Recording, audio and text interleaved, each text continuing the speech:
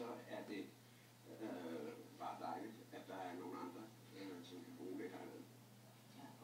Og få noget af. En af dem, der er med på den her indbydes til Sebastian, det er Thomas Holm, en musiker, som er med med nummer 80'ernes Boheme.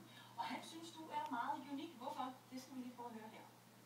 Jeg synes, det er unikt, at man har udgivet så mange album, som har kunne overholde en karriere så mange år. Det er der ikke særlig mange danske artister, der er.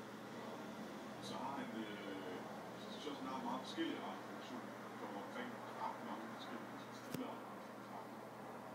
Så det er også, det synes jeg også er meget interessant. Hvad siger du til det, han siger om det her? Det er bare dejligt. Begynder du at forstå efterhånden, hvor meget du fylder måske? Jo, ja, det gør jeg vel. Jeg har jo selvfølgelig trækt mig over ret meget i ret mange år. Ja. Så jamen altså, det bliver spændende at se, om der bliver stuende fuldt herinde i aften. Det kunne der måske godt gå hen og blive, fordi klokken 22.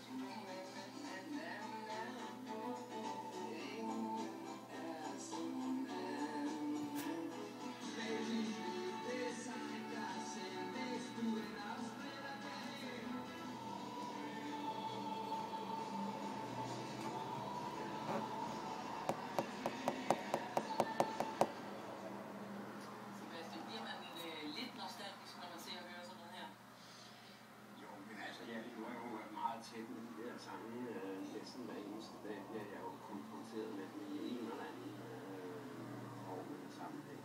Så jeg har det til det hele tiden. Så det er kun os andre, der sidder og tænker, hold da op, han er godt nok stor, ham